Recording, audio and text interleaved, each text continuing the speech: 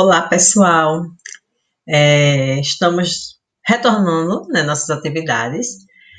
É bom estar novamente aqui com vocês, certo? A gente vai começar fazendo uma revisãozinha de cálculos estequiométricos. Lembra que a gente terminou o bimestre concluindo o cálculo estequiométrico, né? Porém, a gente sabe que esse conteúdo ele é bastante importante no Enem, no SSA. Então, aí a gente vai fazer uma revisãozinha geral, tá? Principalmente para aquelas pessoas que não conseguiram acompanhar as aulas, tá certo? Então a gente vai ver os principais casos de cálculos estequiométricos e depois vamos fazer um exercíciozinho. Lembrando que vocês também têm disponível a explicação da resolução do último exercício que foi passado, tá bom? Então vamos lá, iniciando, coloca aqui no slide para a gente observar, certo? Temos aqui o primeiro caso de cálculo estequiométrico, que é quando o dado e a pergunta, ele é tratado com massa, gente, tá certo? Eles são expressos em massa. Então, ele diz aqui, ó, primeiro exemplo, ele pede para calcular a massa do óxido cúprico, obtido a partir de 2,54 gramas de cobre metálico, gente. Então, nós temos aqui a reação, certo? Essa reação já está balanceada, né? É importante que a gente observe se a reação está balanceada, tá certo? Segunda coisa, observar é o quê? As substâncias que estão sendo tratadas na questão. Então, cálculo estequiométrico, a gente vai trabalhar sempre com regra de 3, envolvendo sempre duas substâncias de cada vez, certo? E essa substância é justamente a substância que ele dá o dado, a informação, e a substância que ele pede, a informação, seja em grama, seja em qualquer outra unidade, nesse caso é grama. Então, ele pede para a gente calcular a massa do óxido cúprico, olha o meu óxido cúprico aqui, certo? E ele dá a quantidade de cobre metálico, olha aqui o cobre metálico. Então, são essas duas substâncias que a gente vai estar trabalhando, certo? Gente, questão de massa, primeira coisa a se fazer é o quê? Calcular a massa molar. Como é que calcula a massa molar? A gente soma as massas atômicas. E essas massas atômicas, elas são dadas na questão, certo? Então, a massa do cobre na questão é 63,5 gramas, certo? Porém, a gente observa o coeficiente 2, tá? Então, a gente vai precisar multiplicar a massa atômica do cobre por 2, certo? Então, aqui embaixo eu tenho 2,63, 2 vezes 63,5 gramas. Do outro lado, vamos calcular a massa molar do óxido cúprico também. Então, a gente vai pegar a massa do cobre, 63,5, somar com a massa do oxigênio, que é 16, e esse somatório a gente multiplica pelo coeficiente 2. Então, nunca esqueçam que as massas molares das substâncias precisam ser multiplicadas pelo coeficiente, certo? Toda vez que esse coeficiente for diferente de 1. Então, na partezinha de cima da minha regra de 3, eu vou ter as massas molares das substâncias que estão sendo trabalhadas na questão. E na parte de baixo, eu vou colocar as informações do enunciado. Então, aqui, ele está pedindo para calcular a massa do óxido cúprico, então eu vou colocar embaixo do óxido cúprico, eu vou colocar meu X. E do outro lado, eu ponho a massa que a questão me deu, 2,54 gramas. Montei minha regra de 3, o que é que eu tenho que fazer agora? Produto dos meios pelo produto dos extremos, gente, certo? Então, ó, quando eu vejo aqui o finalzinho, meu resultado vai dar X igual a 3,18 gramas de óxido cúprico. Seria a resposta correta para essa questão, ok? Segundo exemplo, eu tenho uma questão onde o dado e a pergunta, elas são expressas em mols, em número de mols. E aí é muito mais simples de se resolver, certo? Por quê? Porque o número de mols de uma substância é o próprio coeficiente, ela é expressa através do coeficiente da equação, tá? Mas vamos lá para a questão para a gente compreender melhor. Então, Ele pergunta o número de mols do ácido fosfórico, que é o H3PO4, necessário para reagir totalmente com 9 mols de hidróxido de cálcio. E ele dá a reação, essa reação porém não está balanceada, certo? Mas aqui na resolução a gente tem a reação balanceada. E aí, primeira coisa a se fazer é o quê? Depois de balancear, identificar as duas substâncias, tá?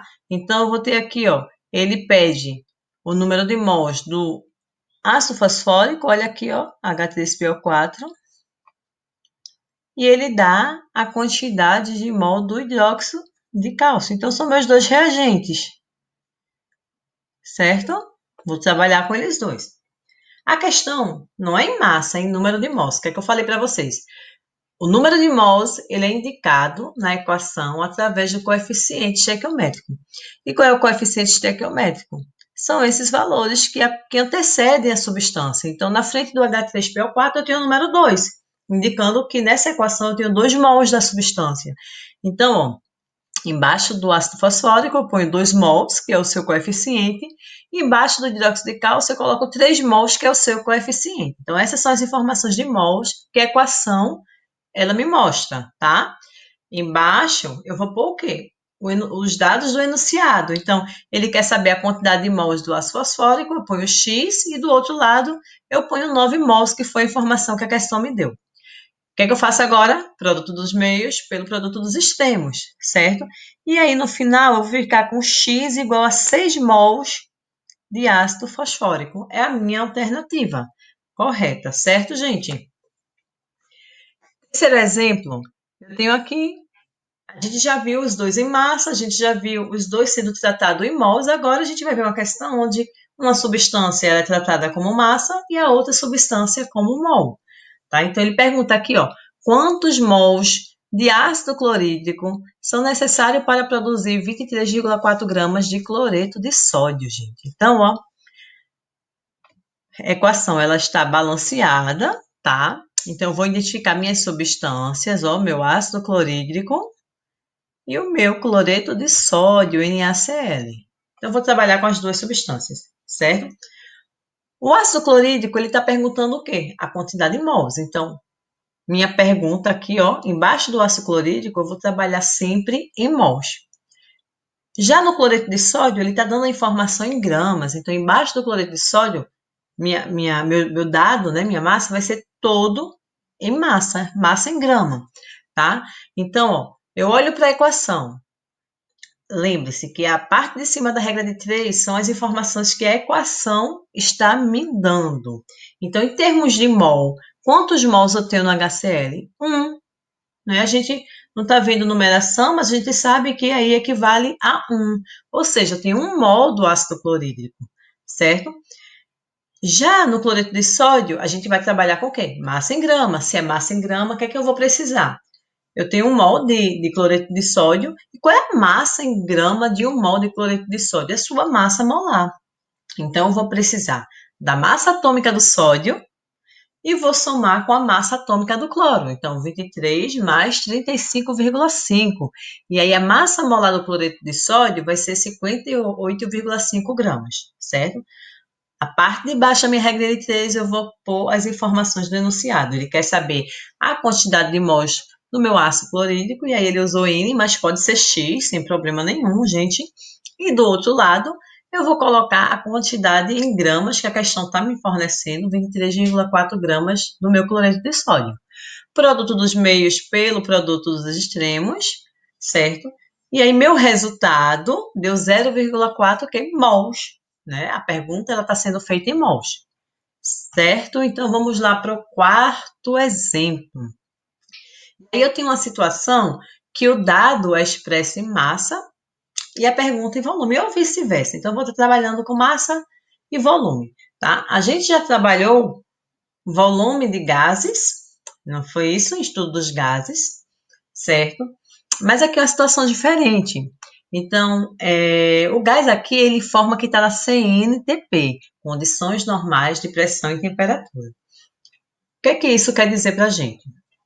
Olha, gente, 1 mol de qualquer gás na CNTP, independente do gás que seja, ele ocupa um volume igual a 22,4 litros. Então, esse volume ele é constante, independente do tipo de gás. Se ele falou que está na CNTP, a gente subentende que o volume ocupado por esse gás é 22,4 litros. Então, é justamente o que a questão está trazendo. Ele pede para calcular o volume do gás carbônico obtido nas condições normais de pressão e temperatura, olha aí, CNPT, por calcinação de 200 gramas de carbonato de cálcio.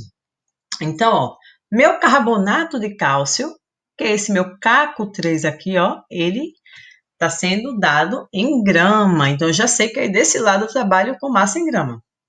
Meu CO2, que é o gás carbônico, volume, certo? E aí esse gás está na CNTP ou CNPT, tanto faz. E aí esse volume é fixo, 22,4, né? 1 mol. Se eu tivesse aí 2 mols, eu iria multiplicar esse valor por 2 e assim sucessivamente. Então, quando eu vou fazer minha regra de 3, como o carbonato de cálcio ele é trabalhado como massa em grama, eu vou precisar da massa molar, certo? Então, eu vou fazer o somatório das massas atômicas do cálcio, do carbono e do oxigênio vezes 3, né? Não esquece de sempre multiplicar o índice, que é esse númerozinho pequenininho, pela massa atômica. E esse somatório vai me dar 100 gramas. Então, 100 gramas é a massa molar do carbonato de cálcio. Do outro lado, eu tenho 1 mol de CO2 nas condições normais de temperatura e pressão. E aí, o volume ocupado é 22,4 litros, certo? Na parte de baixo da minha regra de 3, eu vou pôr o quê? As informações do enunciado. Qual é a massa dada no enunciado? 200 gramas. Do outro lado, ele quer saber justamente o volume em litros do meu gás, certo? Então, vou colocar em V. E aí, o que é que eu faço? Produto dos meios pelo produto dos extremos, certo? E meu resultado vai ser 44,8 litros de CO2, gente. Um outro exemplo é quando o dado é expresso em massa e a pergunta em partícula ou vice-versa. O que é que significa partícula? Ele vai estar lá perguntando o número de moléculas, o número de átomos, tá certo? E aí a gente já sabe que toda vez que ele perguntar quantas moléculas, quantos átomos, a gente vai precisar do quê? Da constante de Avogadro.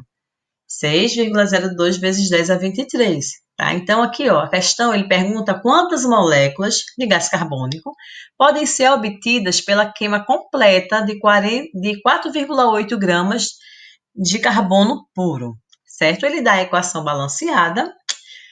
Então, primeira coisa, identificações, substâncias, o carbono puro e o CO2, certo? Carbono puro, ele está dando a informação em quê? Em gramas. Então, embaixo de carbono, trabalho, massa em gramas. CO2, ele quer saber o quê? Quantidade de moléculas, tá certo? Então, ó, constante de Avogadro, tá? 1 mol, gente, de qualquer substância, em termos de molécula, ela vai ter sempre essa mesma quantidade, 6,02 vezes 10 a 23 moléculas, tá certo? Se fosse quantos átomos, seria a mesma coisa, 6,02 vezes 10 a 23 átomos. É a constante de Avogadro. Então, embaixo de carbono eu vou colocar o quê? Sua massa molar, que corresponde à massa atômica, 12 gramas. Embaixo de CO2, ele está trabalhando com partículas, então eu vou colocar a constante, 6,02 vezes 10 a 23, certo? Como o coeficiente é 1, vai ficar a própria constante. Se fosse 2, 3, qualquer valor diferente de 1, eu teria que multiplicar. Embaixo da regra de 3, o que é que eu vou estar utilizando? Eu vou estar utilizando as informações dadas no enunciado. Então, ele deu a quantidade de carbono puro, que foi 4,8 gramas, e quer saber a quantidade de gás carbônico, que é meu X. E aí eu faço o produto dos meios pelo produto dos extremos, e meu X vai dar igual a 2,4 vezes 10 a 23 moléculas de CO2. Uma questão que cai bastante aí de cálculos estequiométricos, gente, é questão envolvendo reagente em excesso, tá certo? Então, nessa questão, ele fala que misturam-se 147 gramas de ácido fúrico e 100 gramas de hidróxido de sódio para que reajam segundo a equação. E aí ele dá a equação já balanceada, tá? Então, eu tenho aqui, ó, ácido sulfúrico, que é H2SO4, eu tenho hidróxido de sódio, que é o NaOH, e aí essas substâncias, elas reagem entre si e me produz o quê? O sulfato de sódio, que é o Na2SO4, mais água, tá? Ele dá as massas atômicas das substâncias, que a gente vai precisar, né, trabalhando com massa, e aí ele pergunta para a gente calcular o reagente em excesso. Então, gente, ó, nesse tipo de questão, um dos reagentes vai estar em excesso e o outro reagente vai estar faltando, que a gente chama de reagente limitante, tá certo? Então, para a gente identificar quem é um reagente em excesso e quem é um reagente limitante, a gente vai fazer um cálculozinho que a gente já vem fazendo, né? Então, vou separar aqui meus dois reagentes, o ácido sulfúrico e o hidróxido de sódio, vou destacar eles aqui. Como envolve massa, eu vou precisar da massa molar dos dois, então eu vou pegar, somar, fazer o somatório das massas atômicas do H2SO4, vai me dar o valor de 98 gramas, de sua massa molar. E a massa molar do hidróxido de sódio é 40 vezes 2, que é o coeficiente. Então, eu ponho na parte de cima minhas massas molares dos meus dois reagentes, aí eu vou escolher o reagente que eu vou querer descobrir o valor, tá? Nesse caso aqui, ele vai descobrir o valor do hidróxido de sódio. Então, embaixo do hidróxido de sódio, ele botou X. E embaixo do ácido sulfúrico, ele vai colocar a quantidade dada no enunciado, 147 gramas, tá? Por que que eu não coloquei a massa do hidróxido de sódio aqui? Porque, gente, eu quero saber justamente a quantidade necessária de hidróxido de sódio para produzir com essa quantidade de ácido sulfúrico, tá? Então, teoricamente, quanto é que eu precisaria realmente, tá? Para reagir com 147 gramas do ácido sulfúrico. Então, eu montei minha regra de 3, vou fazer o quê? Produto dos meios pelo produto dos extremos, e a quantidade de hidróxido de sódio necessária para reagir completamente com 147 gramas de ácido sulfúrico seria 120 gramas. E aí, quando a gente olha para o enunciado, a gente observa que foi usado quanto? 100 gramas. Opa! Foi utilizada uma quantidade inferior do que eu preciso. Então, esse reagente, o meu hidróxido de sódio, ele é o reagente limitante, ele está em falta, né? Está faltando 20 gramas aí para poder reagir completamente. Então, meu hidróxido de sódio é meu reagente limitante. Logo, o ácido sulfúrico é o meu reagente em excesso, tá certo? Então, o ácido sulfúrico é o reagente em excesso. E aí, quando a gente vem para o próximo slide, a gente vai identificar quanto é que está em excesso. Eu sei que ele está em excesso, mas quanto? Quantas gramas?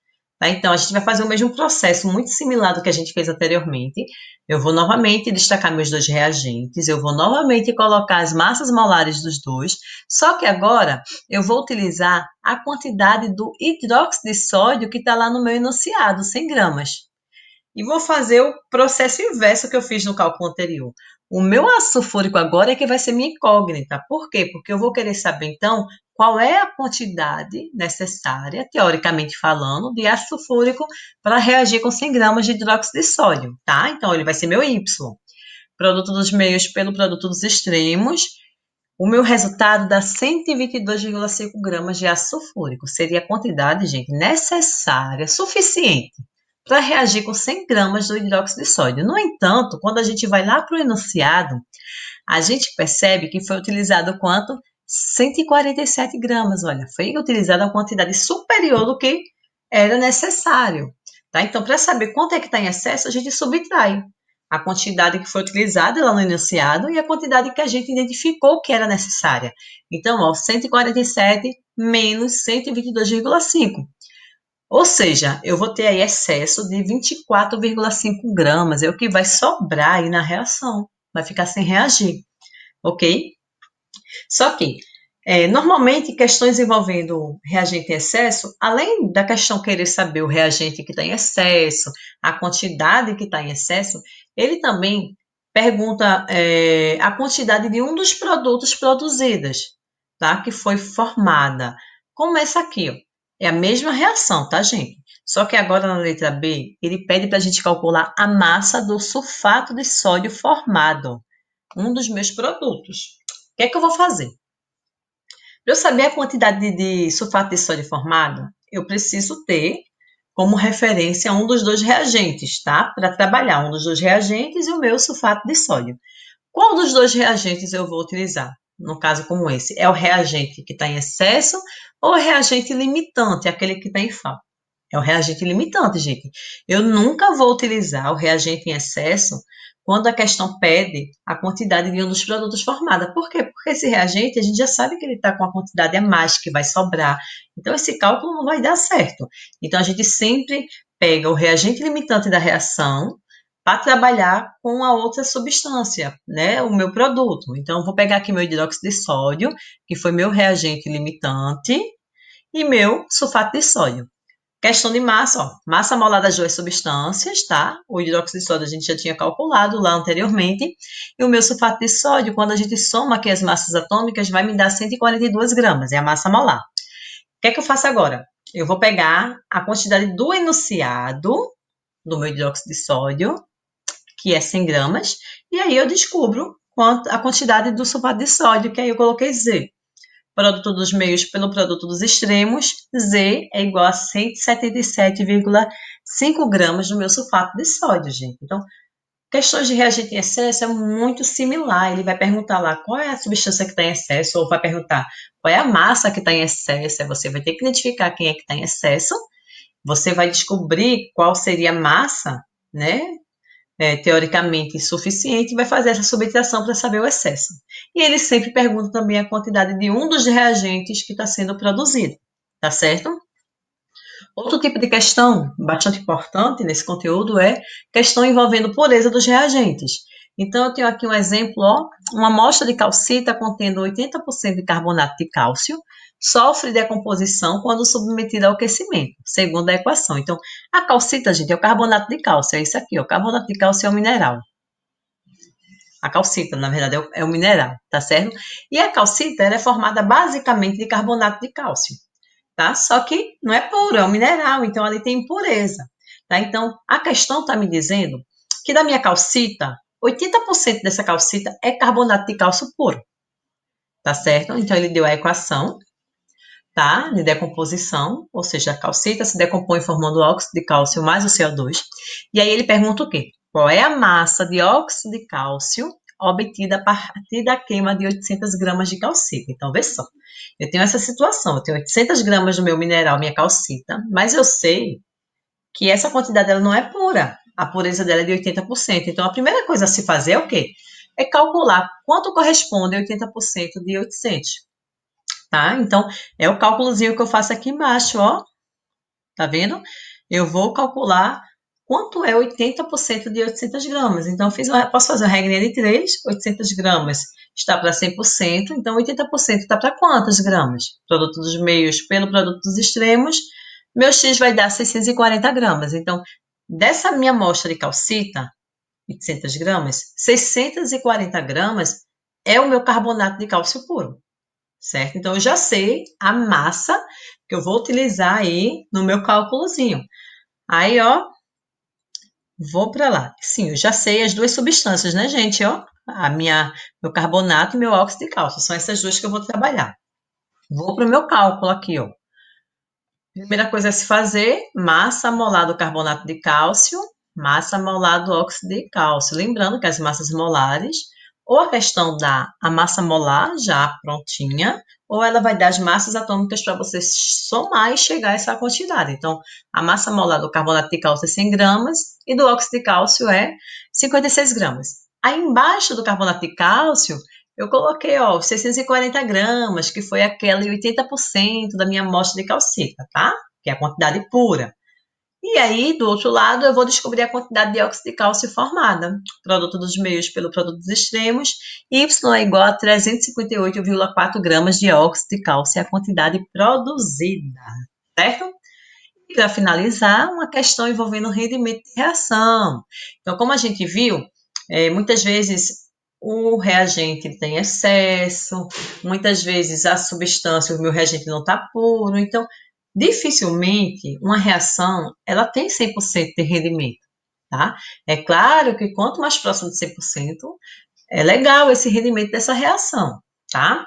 Então, aqui nessa questão, ele fala que uma massa de 32,70 gramas de zinco metálico reage com uma solução concentrada de hidróxido de sódio. E aí produz 64,53 gramas de zincato de sódio. E ele quer saber qual é o rendimento dessa reação. É muita informação, né? Mas vamos lá, é simples, ó. Eu tenho aqui minha equação, tá? Embaixo, ela já está balanceada, certo? Eu vou identificar minhas duas substâncias, ó.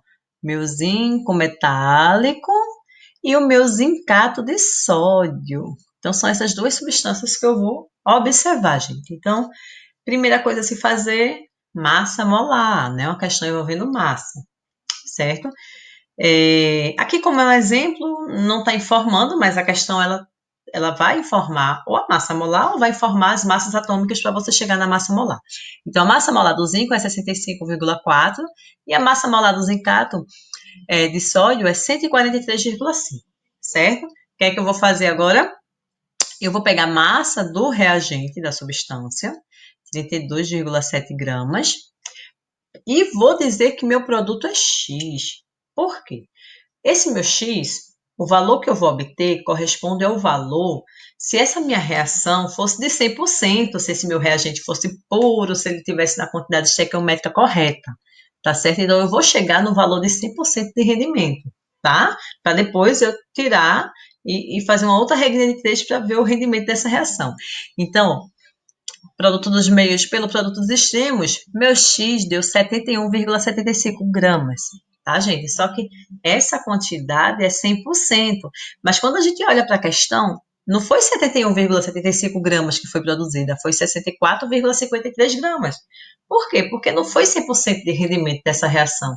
Então, eu vou saber, então, a quantos por cento corresponde os 64,53 gramas, tá? Então, eu vou pegar o meu valor, que eu descobri que foi 71,5 gramas, esse valor corresponde a 100%, e vou pegar a quantidade do enunciado, que foi 64,53 gramas, e vou descobrir a quantos por cento correspondem. E aí eu faço o produto dos meios pelo produto dos extremos, e meu resultado deu 90 o quê? 90%.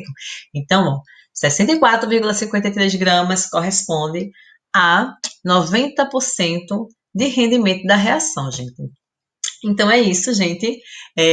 Isso aí é um resumão do que a gente viu de cálculo estequiométrico, tá? Cálculo estequiométrico, ele exige prática, gente. Assim como todo conteúdo, né? Na parte de cálculo, de exato, exige prática. Então, às vezes o aluno entende aqui na aula, mas quando vai chegar se perde. É normal. Por quê? Porque precisa exercitar mesmo, tá? E como é que a gente exercita? Gente, a gente já viu 3 listas lá atrás, né? Pequenininhas, mas tinha questões. Então, refaçam essa lista, tá? Refaçam. Existem os vídeos também na sala de vocês virtual da explicação da resolução. Então, revejam essas resoluções. Tem outra listinha para vocês tentarem fazer, tá certo? Depois a gente vai resolver. Então, a questão agora é praticar.